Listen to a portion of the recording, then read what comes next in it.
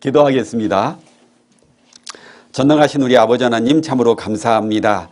말씀으로 우주 만물을 창조하시고 또 동일한 말씀의 육신이 되어 이 땅에 오셔서 우리의 죄를 담당해 주시고 십자가에서 죽어주시고 부활하심으로 우리에게 영원한 천국의 소망과 또 영원하고 신령한 것에 마음 두고 살아갈 수 있게 해주시는 애 참으로 감사합니다.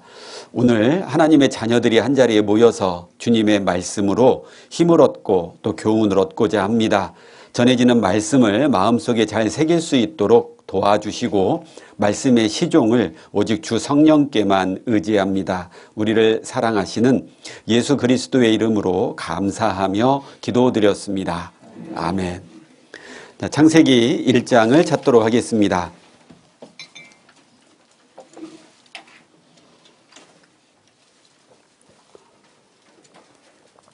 창세기 1장 1절부터 5절까지 말씀입니다. 4절까지는 제가 읽고 5절은 같이 읽도록 하겠습니다. 태초에 하나님이 천지를 창조하시니라. 땅이 혼돈하고 공허하며 흑암이 깊음 위에 있고 하나님의 신은 수면에 운행하시니라. 하나님이 가라사대 빛이 있으라 하시며 빛이 있었고 그 빛이 하나님의 보시기에 좋았더라. 하나님이 빛과 어두움을 나누사 빛을 낮이라 칭하시고 어두움을 밤이라 칭하시니라. 저녁이 되며 아침이 되니 이는 첫째 날이니라. 가급적 주일이나 어떤 모임에서도 말씀을 그 성경 읽기표에 있는 말씀 중에 하려고 생각을 하고 있습니다. 자, 그 중에 우리가 올해 1월 1일 날 창세기 1장은 다 읽으셨죠? 네, 해년마다 올해는 성경을 일독할 거야. 그래서 창세기 1장은 많이 읽으셨죠? 창세기는 어떻게 좀 끝내보는데 출애굽기도 어떻게 좀 끝내보는데 문제는 레위기죠. 도저히 너무 어렵고 지루합니다. 그래서 신약부터 해보자. 그래서 마태복음도 많이 읽으셨죠. 그러다가 집회가 시작이 되고 일이 바빠지고 날씨가 풀리고 이러다 보면 어떤 마음이 드세요? 올해는 배려버렸고 내년부터 잘해보자. 그래서 해년마다 창세기는 참 많이 읽으셨을 것 같아요. 자, 오늘은 창세기 1장 5절에 저녁이 되며 아침이 되니 라는 구절을 제목으로 같이 생각을 해보려고 합니다. 하나님이 세상을 창조하실 때 저녁이 되며 아침이 되니 이는 첫째 날이니라, 이는 둘째 날이니라, 이는 셋째 날이니라. 무려 6번이나 저녁이 되며 아침이 되니 라는 말씀을 반복하십니다. 좋았더라 라는 말씀도 반복이 되지만 저녁이 되며 아침이 되니 이 시간에 대한 말씀을 반복해서 해주셔요. 자, 이 세상은 시간의 개념이 아침에서 시작을 해가지고 밤으로 끝나는 거잖아요. 그런데 하나님은 반대죠. 저녁이 되며 아침이 되니 저녁으로 시작을 해서 하나님이 아침으로 끝내신다라는 말씀을 해주십니다. 이 저녁이라는 것은 좀 어둡죠. 슬픔, 고난, 마귀, 세상 이런 것들을 뜻한다라면 아침은 밝잖아요. 그러니까 영광, 소망, 그리고 구원, 기쁨 이런 것을 뜻하는 단어입니다. 그러니까 이 세상은 우리에게 아침으로 시작을 해서 저녁으로 끝나게, 그러니까 우리 세상은 우리에게 처음에는 밝아 보이고 좋아 보이는 것들을 주는 것 같습니다. 그러나 그 끝은 저녁, 어둠이라는 거죠. 그런 세상에 소망 두고 살다 보면 결국은 영원한 어두움인 지옥에 떨어지게 되죠. 반면 하나님을 따른다라는 것이 처음엔 좀 힘들어 보입니다. 저녁이 되며 아침이 되니까요. 그렇지만 하나님을 따르는 삶은 결국 그 끝이 아침입니다. 밝은 영원한 영광의 천국이 우리를 기다리고 있는 거죠. 그래서 오늘 크게 3가지 정도를 좀 생각을 해보려고 해요. 저녁이 되며 아침이 되니, 그러니까 어둠에서 빛으로 바꿔주시는 하나님, 죄인을 불러 자녀 삼아주시는 하나님에 대한 내용, 이게 구원받는 거잖아요. 2번째는 밤에는 우리가 잠을 잡니다. 잠을 잘 자면 힘을 얻죠. 그래서 아침에 일어나서 이제 그 힘을 가지고 일을 합니다. 그래서 하나님은 먼저 힘을 주시고 후에 할 일을 맡겨주신 하나님이다. 그래서 구원받은 성도는 구원받은 이후에 하나님의 일을 하게 되는데 내 힘, 내 노력, 내 경험으로 하는 게 아니라 하나님이 공급해 주시는 힘으로 한다는 거죠. 그리고 세 번째로는 그렇게 신앙생활 하다 보면 우리는 원하든 원하지 않든 고난이라는 것이 찾아오게 돼요. 저녁. 이 고난을 아침으로 영광으로 바꿔주신 하나님. 이렇게 세 가지를 같이 좀 생각을 해보겠습니다. 먼저는 어둠에서 빛으로 바꿔주시는 하나님입니다. 자, 밤은 마귀의 시간일까요? 하나님의 시간일까요? 이렇게 잘하세요. 이 정답이 유출된 것 같아요. 자, 밤은 마귀의 시간입니다. 그래서 죄를 주로 벌건 대낮에 지어요? 깜깜한 밤에 죄를 지어요? 밤에. 그래서 죄를 짓는 사람들은 밤이 되기를 기다려요. 이 도둑놈을 다른 표현으로 뭐라고 얘기하죠? 이것도 너무 잘하시는데요. 밤손님이라고 하잖아요. 원하지 않는 밤에 찾아오는 손님인 거죠. 그래서 성경을 읽다 보면 가룟 유다가 예수님을 팔 때 유다 마음속에 예수님을 팔 생각을 마귀가 집어넣었다라는 구절이 있어요. 그리고 예수님이 내가 가서 할 일을 해라 하니까 유다가 그 말을 듣고 밖에 나가서 대제사장과 서기관들에게 예수님을 팔러 나갑니다. 근데 성경에는 끝에 그 시간이 밤이더라 라고 시간을 딱 표현을 해 주셔요. 그러니까 이 밤은 죄를 짓는 시간, 마귀의 시간이라는 거예요. 그러니 이 마귀가 사람의 마음에 틈을 타게 되면 그 사람 마음속에 어둠이 찾아오게 됩니다. 그럼 깜깜해지면 우리는 알고 있는 것도 잘 찾아가기가 어려워요. 더듬더듬 하면서 가야 되잖아요. 그러니 마귀가 마음에 틈을 탔고 그 마귀는 우리 마음을 어둡게 해서 분별력을 잃게 해요. 야, 이거 옛날에는 도저히 그리스도인이 할 수 없는 일이다 라고 생각을 했던 확실한 것마저도 마귀가 마음에 틈을 타면 분별력을 잃고요, 헤매게 됩니다. 그리고 결국은 어디로 갈까요?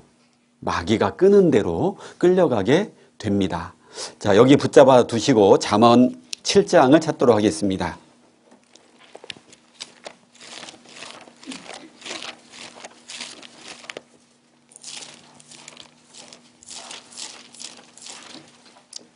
잠언 7장 6절입니다.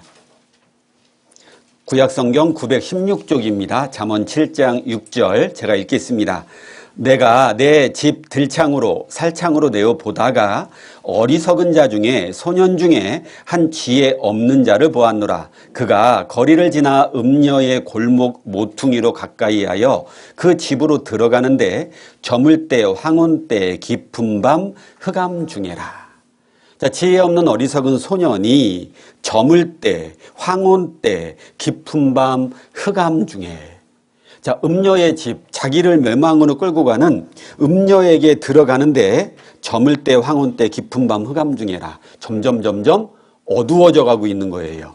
그러니까 이 마음 속에, 이 소년의 마음 속에 음란한 생각이 들어왔어요. 어둠이 찾아왔습니다. 그러니까 음녀가 주로 출몰하는 골목 모퉁이로 가까이 가게 됩니다. 그리고 시간이 지나서 주변이 점점 더 어두워져서 흑암으로 딱 되니까 그 음녀의 집으로 들어가서 자기를 멸망으로 이끌어가고 있는 거잖아요. 마귀는 마음의 틈을 타서 사람을 죄의 종으로 붙잡아 끌고 갑니다. 성경에 보면 우리가 세 가지의 종이었다라고 말을 합니다. 하나는 사람의 종이었다. 그래서 사람을 의식하면서 사는 게 참 많잖아요. 죄의 종이었다. 그리고 세상의 종이었다. 그러다 보니 결국은 종이라는 말은 주인이 시키는 대로 하게 되잖아요. 우리는 세상이 시키는 대로, 죄가 우리를 끌고 가는 대로, 그리고 사람들이 나를 어떻게 생각할까 너무 거기에 예민하게 반응하다 보니까 그 사람이 끌고 가는 대로 우리는 끌려가게 되고 그 끝이 결국은 멸망이었던 거예요. 자, 반면 새벽은 하나님의 시간대라고 말할 수 있겠죠. 자, 성경에 보면 출애굽 사건이 하루의 시간 중에 언제 있었을까요? 객관식으로 여쭤볼게요. 1번 새벽, 2번 새벽, 3번 새벽. 몇 번이요? 네, 네, 새벽이란 뜻이죠. 이 출애굽이라는 시간도 새벽에 일어났어요. 홍해가 갈라진 것도 언제요? 이 정도면 그냥 눈치껏 자동으로 나와줘야 되는데 새벽이요. 자, 그러면 하나님이 광야에서 만나를 내려주신 시간도 언제였죠? 새벽. 자동입니다. 여리고성이 무너진 시간대도 언제일까요? 예, 조금 대답이 약해져요. 새벽입니다. 예수님이 탄생하신 시간 더 약해지네요. 새벽. 예수님이 부활하신 시간대 새벽. 그러니까 이 새벽은 하나님의 시간대라는 거예요. 그 예수님이 새벽 미명에 일어나 기도하셨다라는 성경 구절이 많이 등장하죠. 새벽은 하나님의 시간, 예수님의 시간이에요. 그러니까 하나님은 우리를 저녁이 되며 아침이 되니 어둠에서 밝은 곳으로 마귀의 시간대에서 하나님의 시간대로 우리를 건져주시는 분이었다라는 거예요. 그래서 요한복음 8장 32절에 보면 진리를 알지니 진리가 너희를 자유케 할지니라. 마귀, 세상, 죄의 종이었던 우리를 하나님이 불러서 자유케 해주신 거예요. 새벽 아침의 시간대로 우리를 불러내신 거죠. 그래서 그거를 신약성경에서는 이렇게 표현합니다. 에베소서 5장입니다. 자, 결혼한 신혼부부가 제일 좋아하는 성경이 어디게요? 예, 에베소서 5장 8절입니다.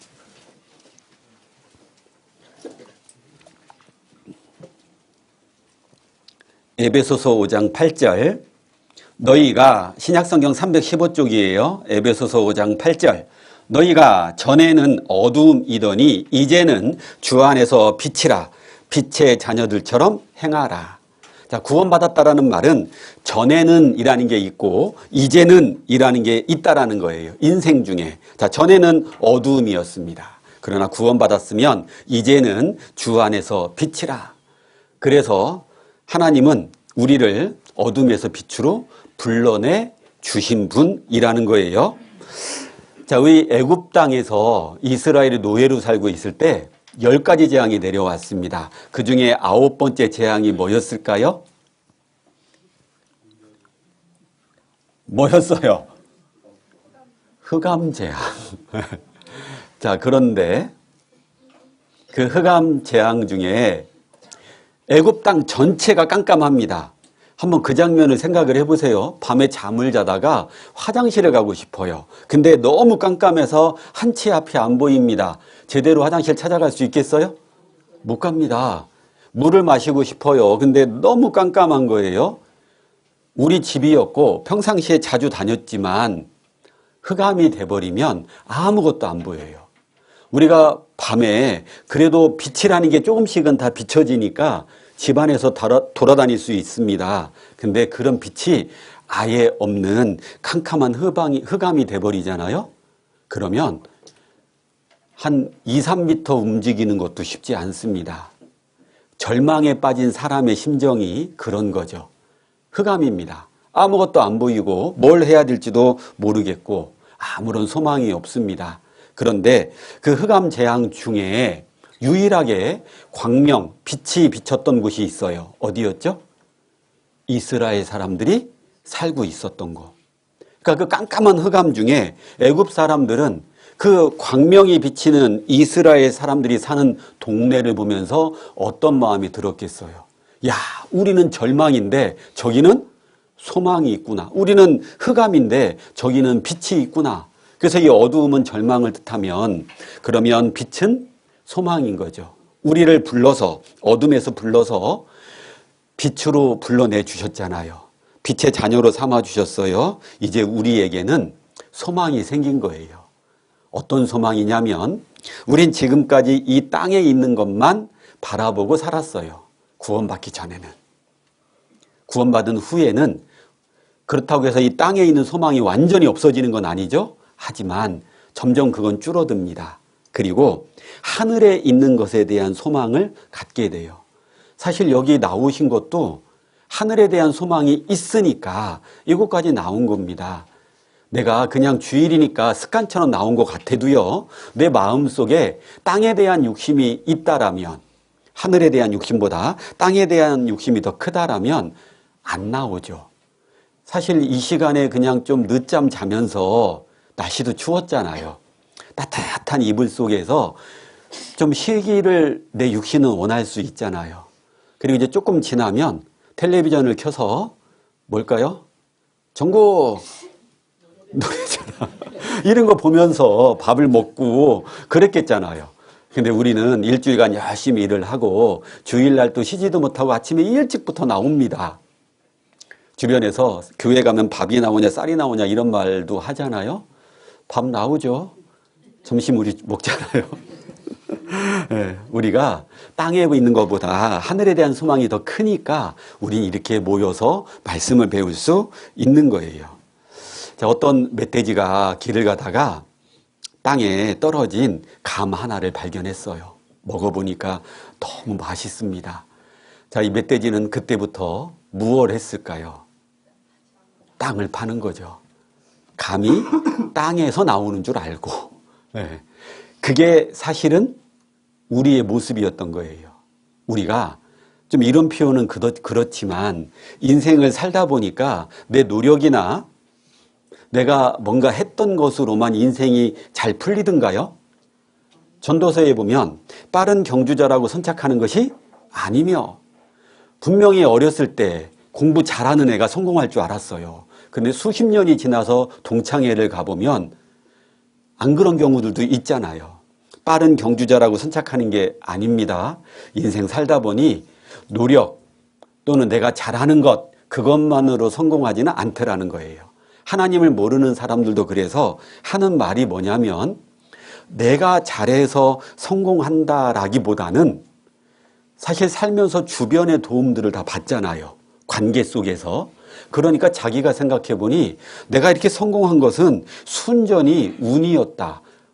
오히려 이렇게 말하는 사람이 더 겸손한 거예요. 교만한 사람은 내가 이렇게 했으니까 잘 됐다라고 얘기를 하게 되죠. 자기의 노력만으로 된 게 아니라는 걸 알게 되는 거죠. 근데 구원받은 그리스도인들은 알잖아요.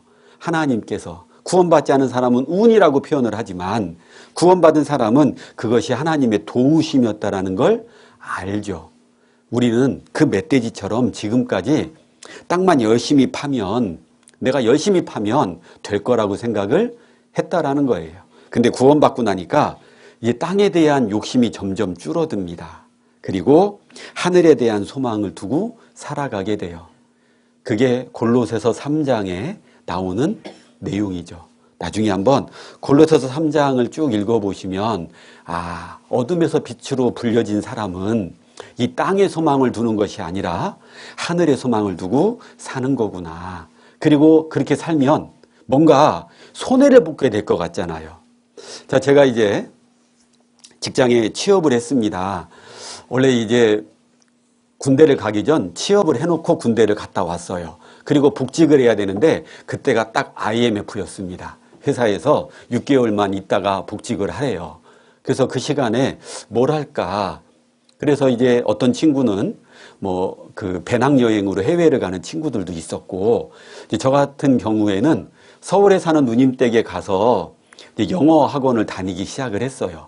자, 그러다가 이제 갑자기 회사가 바빠지면서 6개월 정도 쉬라고 해놓고 느닷없이 2달 뒤에 복직하라라는 거예요. 그래서 이제 복직을 했고, 이제 직장에 들어갔더니 제 직속 상관분이 구원받은 그리스도인이었어요. 한 5천 명이 넘는 그 회사에 그리스도인이 딱 3명이 있었는데 그중 1명이었던 거죠. 그리고 저를 커피 한잔 하자라고 데리고 나갔어요. 그러면서 커피를 마시면서 그 바닥에 지나가는 개미를 가리키면서, 김주임, 개미가 참 신기하지 않아? 이렇게 물어보더라고요. 구원 안 받은 사람에게 그 개미가 뭐가 신기해요? 하나도 안 신기하죠. 근데 이제 직장 생활 잘해야 되잖아요. 어우, 과장님 너무 신기합니다. 이랬어요. 그랬더니 이분이 오히려 놀래요. 이런 반응이 없었으니까. 그러다가 이분이 또 이제 나뭇잎을 만지작거리면서 김주임, 이 나뭇잎도 참 신기하지 않아? 그래서 그게 뭐가 신기해요, 나뭇잎이. 근데 직장 생활 잘해야 되잖아요. 아, 정말 신기합니다. 그랬더니 이분이 그러면 한 달 뒤에 전도 집회가 성경 강연회가 있는데 성경 한번 배워보지 않을래? 이렇게 물어보시는 거예요. 근데 제가 그때 마음이 어땠냐면 교회 나가는 건 별로 좋아하진 않았는데 성경은 한번 좀 배워보고 싶었어요. 그래서 동기들하고 연수 끝나고 퇴근하는 길에 술집 가는 길에 기독교 백화점에 들려서 성경을 한 권 샀거든요. 그리고 이제 술 먹고 회사 기숙사에 들어가서 창세기 1장을 읽었어요. 그리고 이거는 내가 읽을 책이 아니다. 너무 어렵다. 뭔 말인지 하나도 모르겠는 거예요. 그런 상태였는데 성경을 배우자고 하니 예, 성경은 배워보고 싶었습니다. 그렇게 하고 이제 성경을 배웠어요. 그리고 이제 구원을 받게 됐습니다. 구원받고 나니까 이제 마음속에 이걸 가족들한테 좀 알려줘야 되겠다 싶은 거예요. 그래서 이제 가족들에게 알렸어요. 제가 구원을 받고 교회를 나가게 되었습니다. 그래서 제 큰매형이 딱 하는 말이 처남은 이제 회사에서 승진하기 어렵겠다고. 술을 안 먹을 거니까. 그리고 이제 그 얘기를 듣는 데에도 별로 제 마음속에 영향을 주진 않았어요. 자, 그러다가 이제 어느 날 회사의 사장님이 방문을 하셨어요. 자, 이 사장님 계열사가 엄청 여러 개가 있는데 회장도 아니고 사장님이에요. 근데 그 사장님이 있는 회사 내부에 계열사가 여러 개 있는데 제가 근무하고 있는 회사로 온다라는 것은 1년에 사장님 얼굴 한 번 보기도 어렵습니다. 근데 그런 분이 오신 거예요. 그리고 뭔가 이렇게 그때 회사에 체육되어 있는데 우승한 부서에게 이 사장님이 와서 직접 술을 따라 주시는 거예요. 그러니까 이제 공장장인 상무님부터 시작을 해서 사장님 뒤에 쫙 줄을 서서 따라왔겠죠. 이제 그 사장님이 술을 따라주는데 하필이면 저희 부서가 우승을 했어요. 그래가지고 술을 따라주러 오는데 이제 제 옆에까지 왔어요. 이분까지 술을 딱 먹고 술잔을 저한테 딱 넘겼어요. 제가 이제 술을 딱 받고 사장님, 저는 하나님을 아는 사람이라서 술을 먹지는 못합니다. 그렇게 말을 했더니 뒤에서 일단 공장장이 그 상무님이 눈을 막 부라리면서 막 이러면서 그리고 옆에 있었던 그 부서장은 눈으로 욕을 하기 시작하더라고요.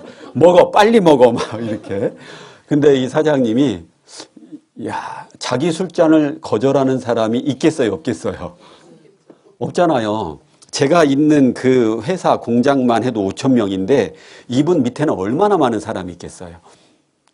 근데 이 사장님이 쿨하게 그래? 그러면 안 먹어도 돼. 그러고 지나가셨어요.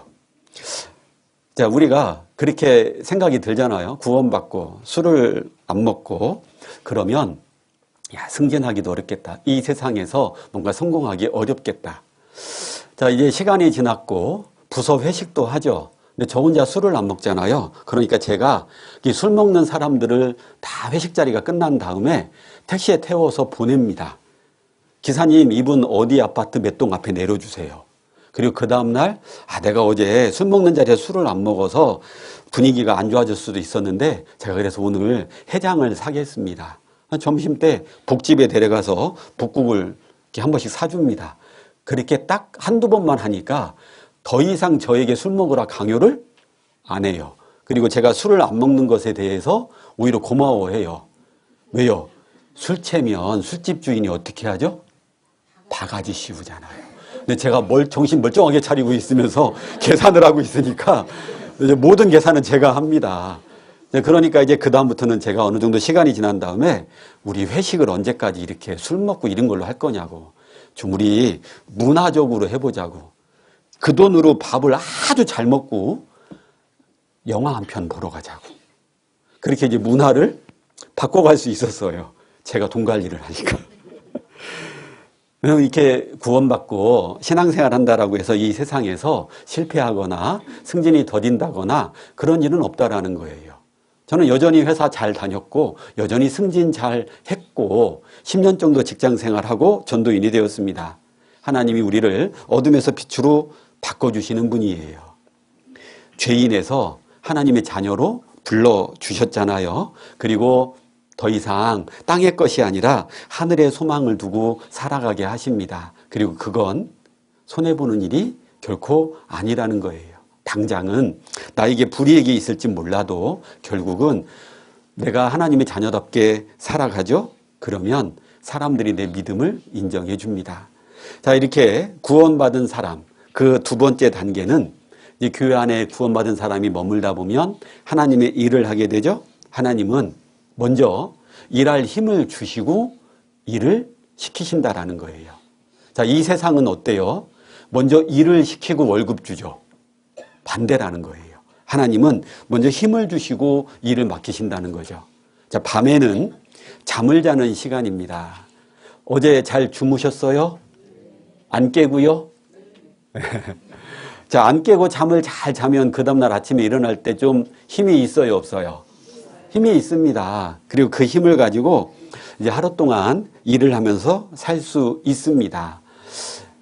그 잠이라는 시간이 그래서 우리에게는 되게 중요하다라는 거죠. 그래서 막 몸이 아플 때에도 그래서 병원에 가면 의사들이 묻는 게 있죠.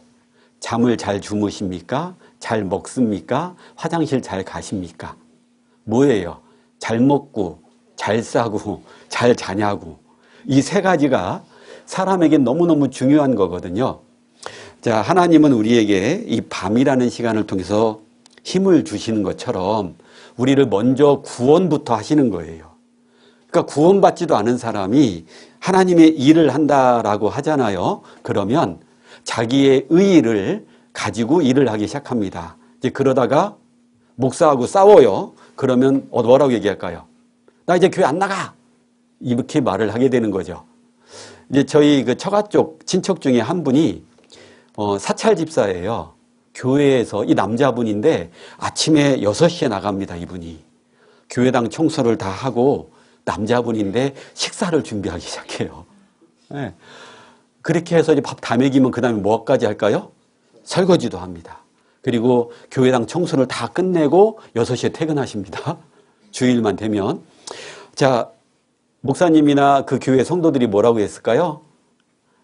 집사님이 안 계시면 우리 교회가 안 돌아갑니다. 집사님 때문에 우리가 이렇게 편안하게 지낼 수 있습니다. 근데 어느 날 이 친척분이 담임 목사님하고 싸운 거예요. 그리고 저한테 얘기하더라고요. 김 목사, 나는 더 이상 이제 교회를 안 나가기로 했네. 왜요? 그랬더니 내가 목사하고 싸웠다고. 내가 6시부터 나가서 이렇게 해줬는데 이 목사가 설교할 때 한 번도 자기를 칭찬해 주지 않더라는 거예요. 그리고 밥도 안 하고 설거지도 안 하고 청소도 안 하는 누군가 있는데 그 사람이 부자라서 헌금 많이 한다고 그 사람에게 축복기도 해주고 그 사람을 칭찬하더라는 거예요. 자, 이분은 하나님 보고 교회 나간 거예요? 목사 보고 교회 나간 거예요? 목사 보고요. 자, 그러니 자기의 구원받지 않은 사람이 하나님의 일을 한다라고 했을 때 자기의 의만 자꾸 쌓여지기 시작합니다. 왜 나를 칭찬 안 해줘? 근데 저 사람은 아무것도 안 하는데 헌금 많이 한다고 저 사람만 칭찬해줘? 구원받지 않으면 그 마음속에 비교의식이 생겨요. 다른 사람하고 비교해서 불평불만이 생기기 시작합니다. 하나님 먼저 구원부터 받으라는 거예요. 그리고 하나님의 일을 하라라는 거죠. 그리고 그 하나님의 일을 할 때에도 할 수 있는 힘을 먼저 주십니다. 지난 주일에 말씀드렸듯이 말씀으로, 기도로, 교제로, 전도하고 봉사하는 그 기본적인 그 신앙생활의 기본적인 것으로 우리에게 힘을 주신다라는 거예요. 자, 그래서 구원이 없는 종교, 교회는 다녀도 십자가는 걸려 있어도 그래도 구원이 없는 생명의 역사가 없는 교회에서는 죄 짓지 마! 이렇게 얘기를 합니다. 그런데 그 죄를 사해 줄 수 있는 능력은 없는 거예요. 그런 거 하면 안 돼. 이런 거 해. 말은 할 수는 있어도 그렇게 할 수 있는 힘은 못 줘요. 근데 예수님은 우리 죄를 사해 주시는 능력이 있죠. 뿐만 아니라 그 교회 가운데 예수님이 피로 사신 이 교회 가운데 우리가 머물러 있기만 하면 그 교회 안에서 힘을 얻게 돼요. 자, 요한복음 1장입니다.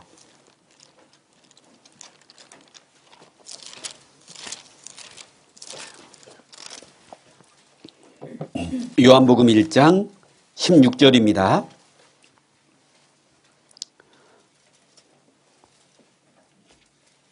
우리가 다 그의 충만한 데서 받으니 은혜 위에 은혜로라. 자, 교회는 하나님의 충만함이 있는 곳이 교회입니다. 거듭난 사람들의 모임에는요. 그럼 그곳에 거하면 은혜 위에 은혜로라. 자, 구원받은 은혜가 가장 크죠. 근데 그 은혜뿐만 아니라 은혜 위에 또 다른 은혜를 받는 겁니다. 자녀를 낳아주신 은혜도 있지만 길러주신 은혜라는 것도 있잖아요. 그래서 주님이 충만하게 계신 곳, 거기가 어디죠? 교회. 두세 사람이 내 이름으로 모이는 곳에 나도 그들 중에 함께 있느니라.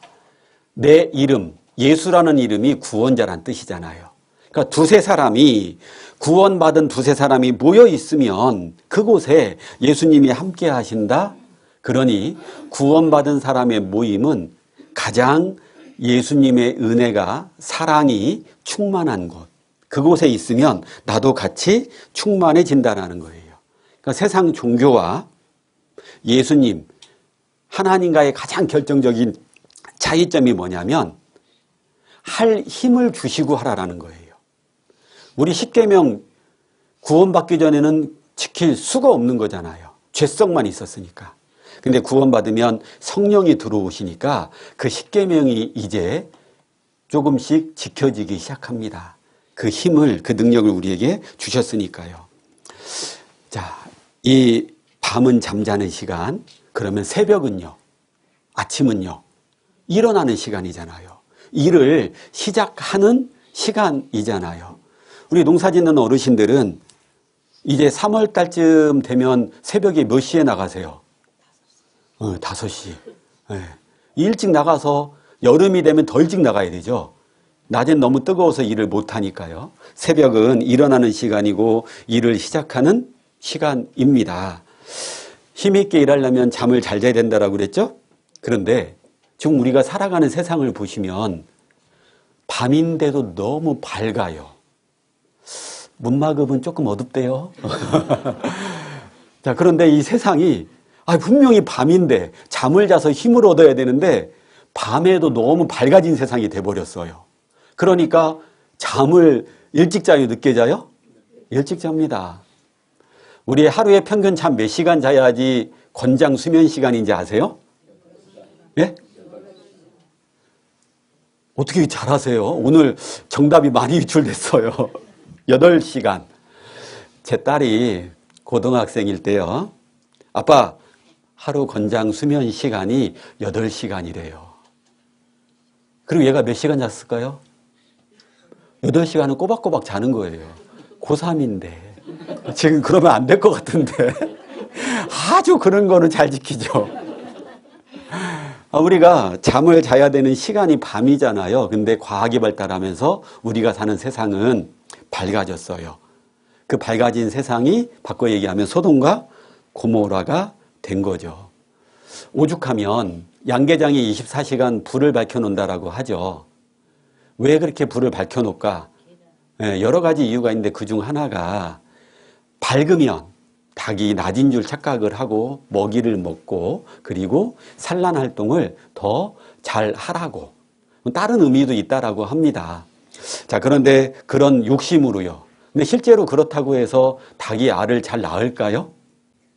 잘 모르겠어요. 근데 아무튼 불이 밝으니까 잠을 못 자죠. 양계장에 있는 닭들은 그래서 일찍 죽잖아요. 밖에서 우리가 키우는 집 닭보다는요. 그리스도인도 마찬가지예요. 잠자는 시간이 줄어들다 보니까 피곤해요. 그걸 4글자로 만성피로. 그러면 이제 그 만성피로를 뭘로 이겨내려고 하죠? 카페인으로. 나중에는 카페인 중독이 돼요. 그러면 밤에 잠이 또 와요, 안 와요? 안 와요. 늦게 잡니다. 그 대다수의 시간을 사람들이 밤에 이게 반복이 되면서요. 밤에 하나님을 기쁘게 해드리는 일을 할까요? 하나님 마음 아프게 하는 일을 할까요? 하나님 마음을 아프게 하는 일을 하게 돼요. 몸이 좀 피곤하고 카페인이 들어왔어요. 잠은 안 와요. 그러니까 그냥 단순한 거, 말초신경만 자극하는 거, 딱 봤을 때 직관적으로 내 육신을 기쁘게 해주는 것들, 그런 것들만 가까이 하게 됩니다. 성경을 읽고 묵상을 하고 이런 것들을 점점 하기 싫어지게 되는 거예요. 그러니까 우리가 살아가는 이 세상이 점점 그렇게 바뀌어갑니다. 마귀가 그만큼 마지막 때가 가까워질수록 더 발악을 하고 있다는 거죠. 아무튼 새벽은 일하는 시간, 일어나야 되는 시간. 자, 그런데도 계속 잠을 자고 있다라면 이건 문제인 거예요.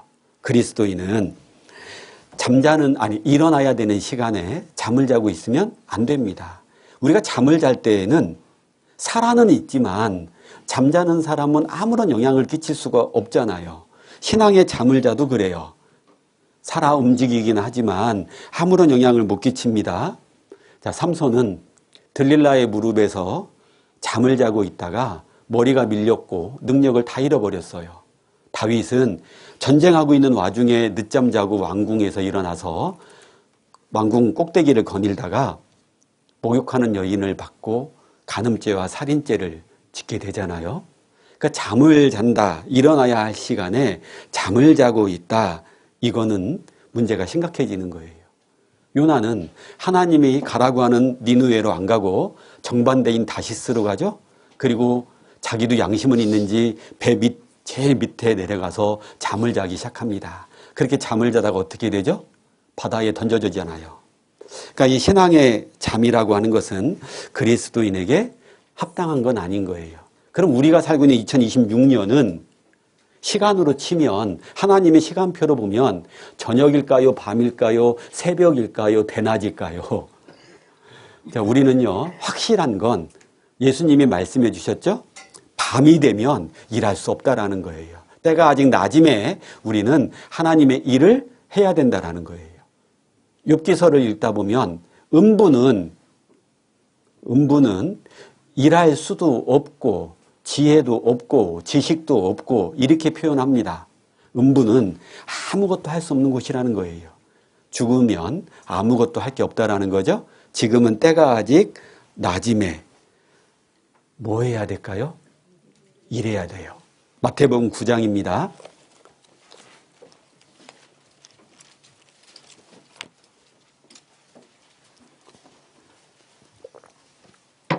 마태복음 9장 36절입니다. 신약성경 14쪽입니다. 마태복음 9장 36절. 무리를 보시고 민망히 여기시니 이는 저희가 목자 없는 양과 같이 고생하며 유리함이라. 이에 제자들에게 이르시되 추수할 것은 많되 일꾼은 적으니 같이 읽어볼까요?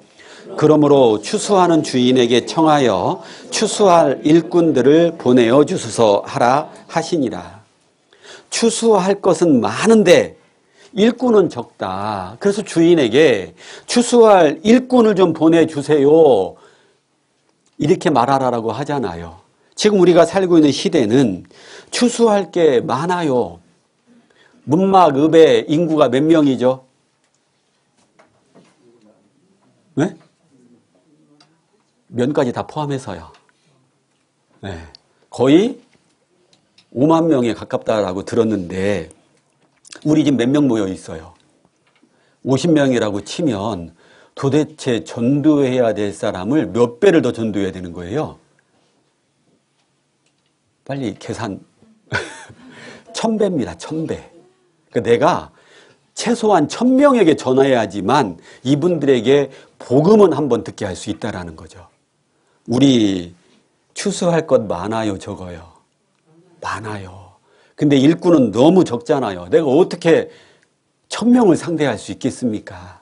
그러니 추수할 일꾼들을 보내주소서 주인에게 얘기해야 되는데, 근데 우리가 잠을 자고 있다? 잠언에 보면 추수 때에 잠자는 아들은 부끄러움을 끼치는 아들이라고 그랬잖아요. 우리는 지금 이 시간은 잠잘 때가 아닙니다. 추수 때잖아요. 그렇기 때문에 우리는 열심히 일해야 합니다. 그래서 하나님이 우리에게 밤이라는 시간을 통해 잠을 자게 해서 힘을 주고 아침이 되어서 일을 하라라고 하시는 것처럼 구원해 주셨어요. 그리고 말씀을 듣게 합니다. 힘을 주신 거예요. 교제를 참석하게 합니다. 힘을 주신 거예요. 구원받은 무리 가운데 있으면서 보이진 않아도 주님이 충만한 가운데 계시니까 우린 거기서 충만함을 입어요. 근데 그거를 써야 되는데 그게 이제 일하는 거잖아요. 근데 일하지 않습니다. 그럼 먹기만 하고 일하지 않으면 어떻게 될까요? 어떻게 되는 거죠? 비만이 되는 거잖아요. 성경에 보면 여수로는 마음에 살이 쪄서, 마음에 살이 찌면은 문제가 심각해집니다. 왜냐하면 보통 우리가 이제 살이 찌면 감각이 둔해지잖아요. 그리고 서 있다가도 앉고 싶고 앉아 있으면 눕고 싶고 그렇게 되잖아요. 근데 마음에 살이 찝니다. 무감각해져요. 내 주변에 지옥 가는 영혼이 있는데도 무감각해진다라는 거예요. 내 신앙이 이러면 안 된다라는 거 알면서도 무감각해집니다. 자, 우리는요, 그래서 먼저 힘을 주시고 일을 맡기셨는데 내가 구원받고 이렇게 신앙생활하고 있다라면 지금은 낮이니까 내가 지금 구원받고 신앙생활하고 있으면 이제 일해야 되는구나. 추수할 영혼들이 아직 너무 많아요. 자, 그렇게 신앙생활 하다 보면요, 어려움이 찾아옵니다. 저녁이 되면 아침이 되니 고난이라는 게 있을 수 있는데 고난을 영광으로 바꿔주시는 분이 하나님입니다. 자, 믿음의 인물들은요, 다 고난을 통과합니다. 그리고 그 다음 끝이 뭐냐면 다 영광이에요. 근데 그 중간에 하나 꼭 있는 게 있어요. 뭐냐? 고난을 통해서 하나님이 어떠한 분인지를 깨닫는 시간이 있어요. 하나님이 어떠한 분인지가 분명해지면 내가 어떤 사람인지를 알게 돼요. 우리는 자기가 자기를 보면 괜찮다라고 생각을 해요. 그래서 고린도전서에 보면 자기로 자기를 비교하는 자는 지혜 없는 자라고 말씀하시잖아요. 그런데 하나님이 분명해져요. 그러면 이제 자기 자신을 정확하게 보게 돼요. 하나님 앞에 나는 이런 사람이구나. 그 역할을 해주는 게 고난이라는 거예요. 그 과정을 통과하면 하나님이 그 사람에게 영광으로 갚아주십니다. 자, 우리 고난하면 가장 먼저 떠오르는 인물이 누구예요? 욥.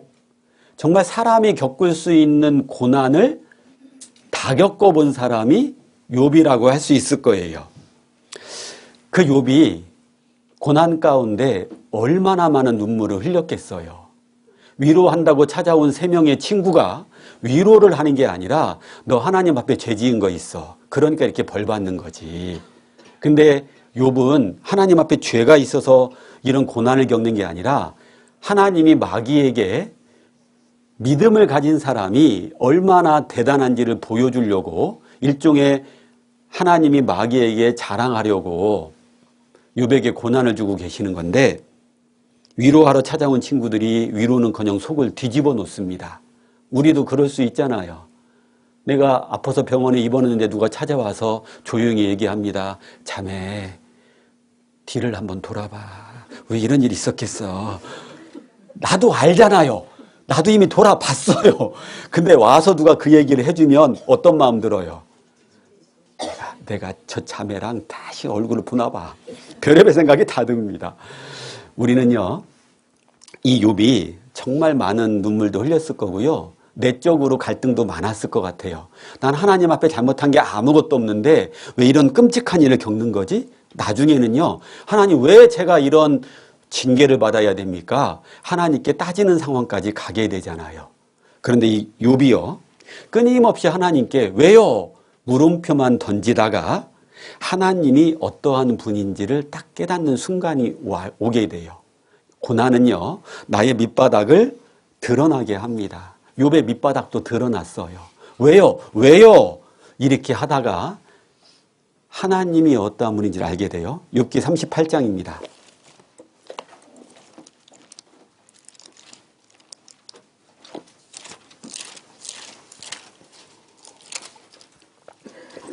욥기 38장 1절입니다. 때에 여호와께서 폭풍 가운데로서 욥에게 말씀하여 가라사대 무지한 말로 이치를 어둡게 하는 자가 누구냐? 너는 대장부처럼 허리를 묶고 내가 내게 묻는 것을 대답할지니라. 내가 땅에 기초를 놓을 때에 내가 어디 있었느냐? 내가 깨달아 알았거든 말할지니라. 자, 욥이 계속해서 변명을 하죠. 나는 하나님 앞에 잘못한 게 하나도 없어. 나는 의로운 사람이야. 오히려 어려운 사람 도와주려고 했고 하나님의 영광을 나타내려고 살았어. 그리고 가로 열고 뭐죠? 그런 나에게 왜 이런 고난이 찾아온 거야? 그때 하나님이 욥에게 나타나서 무지한 말로 이치를 어둡게 하는 욥아 봐라. 내가 땅에 기초를 놓을 때 내가 어디 있었느냐? 내가 이 세상 창조할 때 욥 너는 어디 있었어? 나 하나님에 비해서 네가 어떠한 존재인지를 좀 깨달아야 돼. 38, 39, 40, 41장까지 하나님이 내가 어떤 분인지를 소개해 줍니다. 42장으로 갈게요.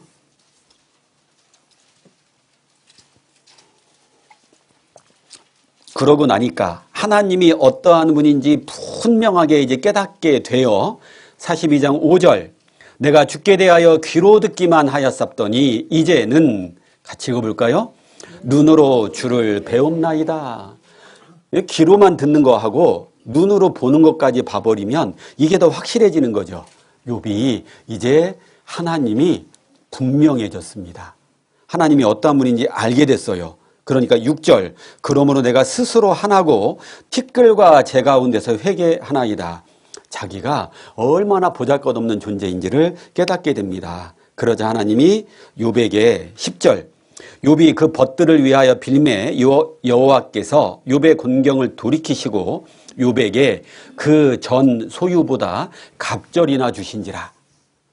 욥이 하루아침에 모든 짐승들이 다 죽죠. 그 짐승을 2배가 되게 해주십니다. 10명의 자녀가 하루아침에 다 죽습니다. 2배로 주셨어요. 20명을 낳게 하신 게 아니라 10명이 또 태어나게 합니다. 왜냐하면 앞에 죽은 10명은 이미 구원받아서 천국 가 있거든요. 그러니까 뒤에 있는 10명을 낳게 하신 거예요. 2배가 결과적으로 됐죠. 그러면 마누라도 2명일까요? 그대로예요. 네. 더 놀라운 건요. 13절. 또 아들 7과 딸 3을 낳았으며 그가 첫째 딸은 여미마라 이름하였고 둘째 딸은 그시아라 이름하였고 셋째 딸은 게렌 합북이라 이름하였으며 전국 중에 욥의 딸들처럼 아름다운 여자가 없었더라. 얼마나 영광인 거예요. 16절. 그 후에 욥이 140년을 살며 아들과 손자 4대를 보았고 나이 늙고 기한이 차서 죽었더라. 성경에 보면요. 기한이 차기 전에 죽는 사람들도 많습니다. 그는 나이가 늙고 기한이 차서 죽었더라. 모세도 나이가 늙었지만 아직 기력이 생생할 때 죽었잖아요. 모세도 경험하지 못한 늙고 기한이 차서 죽는 영광을 이 욥이 받은 거예요. 자, 그러니까 고난은 우리에게요 영광으로 가는 길목에 있는 거라는 거예요. 찾진 않겠지만 한나라는 여인도 있습니다. 결혼을 했는데 자녀가 안 생겨요. 근데 남편은 이 한나를 너무너무 사랑합니다. 근데 그 당시 이 남편이 제사장이었어요. 아들이 있어야지만 이 제사장 직분은 레위 지파만 할 수 있으니 아들이 있어야지 그 제사장 직분을 넘겨줄 수 있습니다. 그래서 분인나라고 하는 첩을 2번째 부인을 맞아들였습니다. 그런데 한나는 여전히 아이가 생기지 않습니다. 근데 분인나는 자식이 잘 생기는 거예요. 게다가 이 분인나가 자식이 생기고 나니까 모든 드라마가 그렇듯 어떻게 되겠어요? 네, 한나를 업신여기고 한나의 마음을 격동시켜요. 얼마나 한나가 마음이 괴로웠고 힘들었는지 울면서 성전에 가서 기도를 합니다.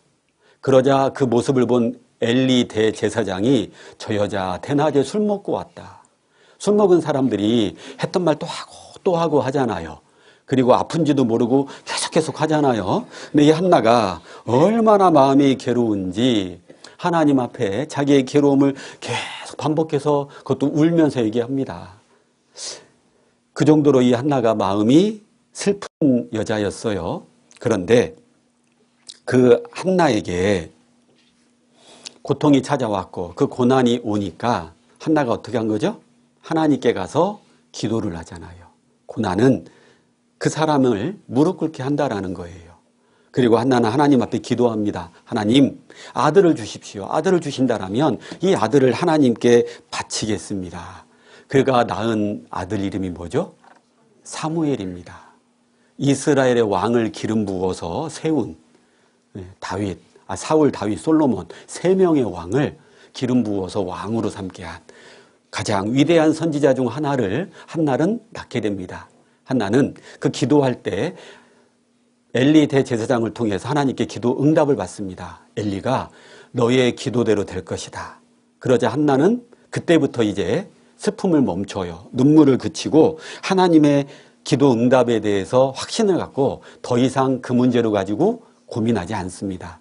하나님이 어떠한 분인지 아니까 하나님이 응답해 주신다라고 약속을 듣고 나니까 더 이상 그 문제로 고민하지 않는 거예요. 다윗이 있었습니다. 시편 6편 나중에 꼭 찾아보세요. 다윗이 이때처럼 힘들었던 적이 없었어요. 다윗이 뭐라고 고백하냐면 영혼이 떨린다라고 얘기합니다. 우리 너무 힘들 때 마음이 막 떨리고 내 영혼이 막 떨리고 그런 경험을 살다가 많이 해보진 못합니다. 근데 다윗은 시편 6편을 보다 보면 자기의 영혼이 떨린다라고 표현을 해요. 그리고 자기는 지금 사망과 음부에 있다라고 표현을 합니다. 그러니까 죽은 거나 마찬가지라는 거죠. 뭔지는 모르겠지만 다윗이 지금 엄청 끔찍하고 힘든 고통 속에 들어가 있었던 거예요. 근데 그때 그 다윗이 하나님 앞에 눈물로 회개를 합니다. 그리고 기도하고 하나님께서 회복시켜 줄게 약속해 주십니다. 그러자 다윗이 이제 눈물을 그치고 하나님 앞에 감사 기도를 올리게 돼요. 하나님이 말씀하시면 반드시 된다라는 그 하나님이 어떠한 분인지를 확실히 알고 있는 다윗이니까 고난 중에 하나님의 기도 응답이 오자 더 이상 눈물을 흘리지 않고 맡길 수가 있었던 거잖아요. 고난은 우리를 밑바닥을 드러내게 하고요. 하나님 앞에 무릎 꿇게 합니다. 회개하게 하죠. 그리고 그 하나님이 어떤 분인지 분명하게 알게 되면 내가 누군지를 깨닫게 되고 그런 가운데 고난을 감사로 받아들이고 결국 하나님이 그런 사람에겐 영광으로 갚아주십니다.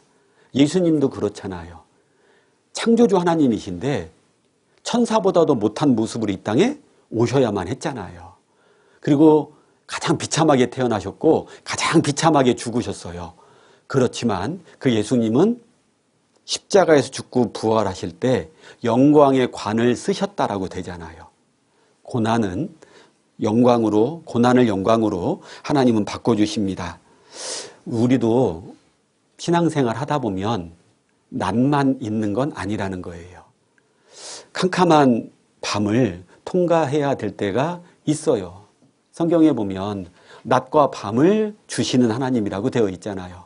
형통할 때도 있지만 불통인, 모든 것이 불통인 너무나 절망스러운 밤도 하나님은 우리에게 주십니다. 때로는 사망의 음침한 골짜기를 다닐 때도 있어요. 하나님 차라리 지금 그냥 데려가 주세요. 구원받은 이후에도요, 정말 하나님께 그 죽음을 원할 만큼 힘들어 보신 적 있을 수 있잖아요. 자, 그럴 때가 있더라도요, 하나님은 고난에서 영광으로, 저녁이 되면 아침이 되니, 이게 하나님의 원칙이니까 목자 되신 주님이 우리를 결국 쉴만한 물가로 인도해 주실 거다. 그 믿음을 우리는 갖게 돼요. 저녁이 되며 아침이 되니. 이 말씀 짧은 한 구절만 내가 마음속에 확실하게 붙잡고 살아도요. 그 이스라엘이 가나안을 통과했잖아요. 그 가나안을 통과한 이스라엘 백성들이 하나님 앞에 고백하는 장면이 뭐였냐면 모세의 입을 통해서요. 이 광야가 힘들고 어려운 시간만은 아니었다라는 거예요. 그 광야에서 하나님이 헤어지지 않는 옷을 입혀주셨고 떨어지지 않는 신발을 입혀주셨고 만나를 주셔서 먹게 하셨고 마실 물을 주셨고 고기 먹고 싶을 때 고기도 주셨고 지나놓고 보니 뭐였냐면 광야는 하나님의 은혜를 경험하는 시간이었습니다. 모세의 입을 통해서 고백하게 합니다. 그러니까 우리도 살면서 캄캄한 밤을 통과해야 될 때가 올 텐데 그때 오히려 그 시간이 하나님의 은혜를 경험하는 시간이라고 생각해 보세요. 그러면 그 고난을 피하고 싶고 맞이하고 싶지 않은 게 아니라 감사합니다 하나님. 그리고 이 고난 뒤에 어떤 영광을 주시려고 하십니까? 기대하고 소망을 갖게 되겠죠. 자, 우리는 신앙생활 하면서 그래서 눈물을 좀 흘려보는 게 필요합니다. 자, 시편 한번 찾아볼까요? 시편 56편입니다. 욥기 뒤에 있습니다.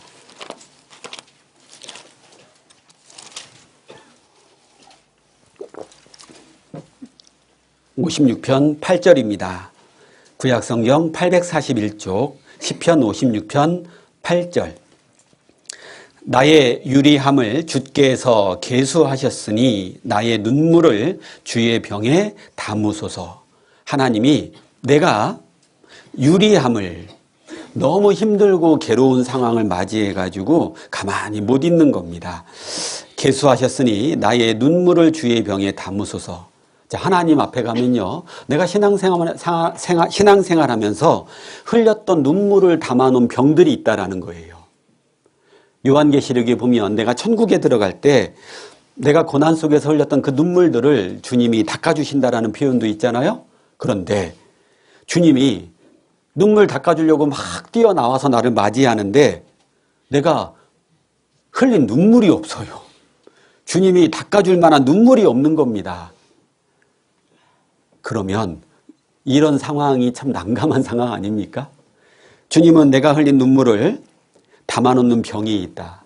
그러니까 내 눈물을 그냥 방치하고 계시는 분이 아니라는 거죠. 그때에도 함께하고 계셨고 그걸 기억하고 계시며 때가 되면 내가 그 흘린 눈물에 대한 보상을 해주겠다라는 거죠. 닦아주겠다. 믿음의 인물들이 다 그렇게 살았어요. 그리고 우리에게도 이거는 동일하다라는 거예요. 그러니 우리는 피곤하나 따르며 사사기 8장 4절 말씀인데요. 좀 피곤하더라도요. 고난 속에 있더라도 캄캄한 흑암종을 걷고 있는 것 같더라도 그래도 따라야 됩니다. 주님을요. 지금 웃는 것보다 후일을 웃는 사람이 돼야 되는 거예요. 자, 마지막으로 잠언 31장입니다.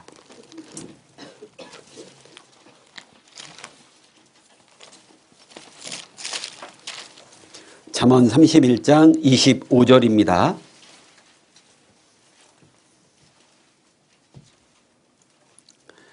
능력과 존귀로 옷을 삼고 같이 읽어볼까요? 후일을 웃으며. 그러니까 지금 웃는 것보다는 후일을 웃을 수 있는 신앙생활이 훨씬 값진 거잖아요. 그리고 그거는 영광입니다. 근데 지금은 웃고 있으면서 나중에 웃지 못한다라면 그거는 영광이 없는 거잖아요. 저녁이 되면 아침이 되니 이걸 하나로 딱 요약하면 후일을 웃으며. 하나님이 우리를 향한 계획이라는 거예요. 우리 신앙생활은 그렇게 돼야만 한다라는 거예요. 자, 한번 정리해 볼게요. 하나님은 저녁이 되면 아침이 되니 그걸 통해서 어둠에서 빛으로 바꿔주시는 분이에요. 죄인에서 하나님의 자녀로 바꿔주시는, 구원받는 거죠. 두 번째로 저녁이 되면 아침이 되니 밤이란 시간을 통해서 다음날 일할 수 있는 힘을 먼저 주시는 것처럼 하나님은 구원받은 사람이 하나님의 일을 할 때 먼저 힘을 주시고 그 일을 감당케 하신다는 거죠. 그리고 저녁, 밤은 고난을 뜻하잖아요. 고난은 후에 우리에게 영광을 주시기 위한 수단입니다. 그래서 우리로 하여금 후일을 웃을 수 있게끔이요. 자, 이제 한번 여쭤볼게요. 그렇다면 여러분들의 삶은 아침으로 가고 있으세요?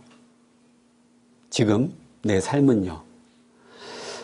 아니면 나는 밤이 더 좋아가지고 아침이 되기를 싫어하고 있진 않나요? 바꿔서 여쭤볼게요. 지금 내 삶은